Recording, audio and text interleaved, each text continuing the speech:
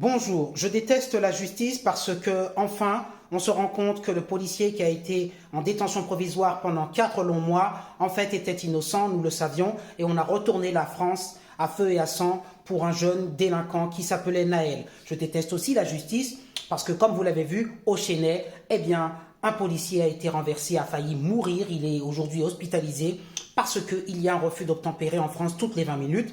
Et nous le savons, avant cela, nous avons eu Madame Comines qui a vu son gendarme aussi mort pour la même raison.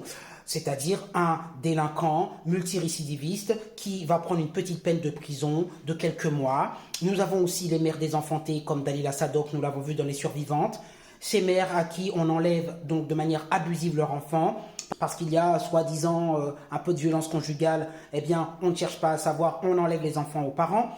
Je déteste la justice pour tant et tant de raisons, parce que la jeune Camilla, 7 ans, se fait percuter par un motard jeune de 19 ans qui nous dit qu'en plus la moto s'est levée toute seule et qu'on va finir par le croire et que vous allez voir que ce jeune homme ne va pas prendre beaucoup de prison. Et puis cet homme, contrairement au policier qui lui a donc tué cette jeune fille, va se retrouver libre le lendemain, pas de garde à vue prolongée, alors que le policier, lui, se trouve en détention provisoire pendant 4 mois.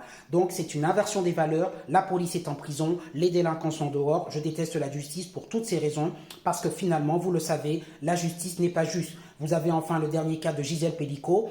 Cette femme est violée pendant des années par son mari. Et que trouvent les avocats à faire? Les avocats qui, soi-disant, représentent une forme de justice. Eh bien, ils trouvent des choses qui l'incriminent, disant que madame avait certainement des mœurs légères. Elle dit elle-même qu'elle est écœurée, comme si elle avait elle-même provoqué ces hommes et qu'elle les avait aguichés et qu'elle avait provoqué chez eux ce désir de profiter de son corps pendant son sommeil. Elle est écœurée, mais j'ai envie de dire, madame Gisèle Pelicot, toute personne qui a été confrontée à la justice, dans quelque affaire que ce soit, sait qu'en face, les avocats sont d'une telle mauvaise foi et sont capables d'inventer des choses horribles sur la partie adverse, tout ça pour gagner. Je déteste ces avocats et cette justice, et j'ai envie de dire honte à ces avocats de pouvoir salir une femme comme Gisèle Pelicot en prétendant qu'elle aurait provoqué tout cela. Mais c'est abject, et ce sont les avocats qui ont fait des études et qui, d'après eux, sont avocats. Mais regardez-vous dans une glace, c'est honteux. Mais quelle morale avez-vous quand vous rentrez chez vous le soir, que vous embrassez vos enfants, que vous regardez dans la glace, vous y arrivez? C'est honteux. Donc la justice, elle est à vomir en France, et d'ailleurs peut-être probablement dans le monde. Celle qu'on appelle justice n'est pas juste. Postez vos commentaires. Cette formidable enquête de William Molinier, c'est une double claque. Déjà, c'est une double claque pour les médias. Certains médias qui ont épousé la version qui était donnée après cette vidéo, vous savez, cette petite vidéo que tout le monde a vue, et des médias qui se sont épanchés, qui ont cloué au pilori Florian M, le policier qui, je le rappelle, a fait 4 mois et demi de détention provisoire. Donc ça, c'est la première des choses. Et puis ensuite, c'est une claque pour le récit imposé également par les partis civils qui, depuis le début, ont utilisé les pires manœuvres médiatiques pour accuser ce policier. Je vous rappelle qu'il y a un des avocats de la mère notamment du jeune Naël qui a dit que le policier avait assassiné Naël. On a aujourd'hui une enquête qui fait des milliers de pages.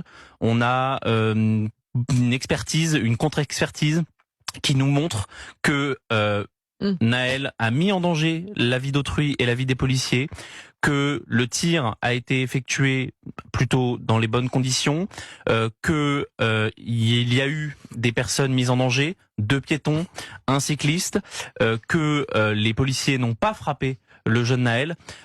Donc voilà, enfin, on a une partie de la vérité qui vient aujourd'hui grâce à cette enquête de William Molinier. N'est-ce pas trop tard? C'est évidemment trop tard, mais pour le coup, ce que disent les avocats des policiers, c'est que la justice a fait son travail dans les temps, dans les délais. 1 an pour ce type d'enquête qui a provoqué, je le rappelle, des émeutes qui ont coûté 1 milliard d'euros. Ce n'est pas, enfin, je trouve pas ça très long. Maintenant, encore une fois, le policier a fait 4 mois et demi de détention provisoire. On n'a jamais vu ça. Il n'était pas un danger pour personne. Il ne risquait pas d'entraver les témoins. Il y aura aussi, à un moment donné, il faudra faire le procès de cette justice qui met en prison ceux qui ne menacent pas l'intégrité. Ce que je peux entendre en tant que femme, c'est l'humiliation. Un avocat lui parle d'horodatage, c'est-à-dire des horaires sur les vidéos, et là, elle a aussi cette phrase « Je suis absolument choquée. Un viol, est-ce une minute, est-ce une seconde, est-ce une heure? Ils sont venus me violer, peu importe le temps. » Et en parlant de ces 50 accusés, ils ont quoi à la place du cerveau? Qu'est-ce que c'est? Ce sont des dégénérés? À l'issue de son témoignage, Dominique Pénicaud a décidé de prendre la parole et lui a demandé une nouvelle fois pardon, même s'il sait que c'est impardonnable. Voilà, pour cette colère de Gisèle Pénicaud, qui est absolument admirable, Nelman Fadel, qui est d'une dignité absolue, mais il y a un moment, il ne faut pas exagérer. Voilà. Dire qu'elle pouvait être consentante alors qu'elle avait dit Temesta dans son dîner, c'est pas possible en réalité. Non, c'est terrible, non seulement c'est sordide, mais là, ce qui se passe est terrible. Parce que pour cette femme qui a eu vraiment un courage exceptionnel, une dignité incroyable pour oser affronter les gens qui l'ont violée, pour oser aussi faire en sorte que ça se sache. Vous imaginez ce qu'elle doit...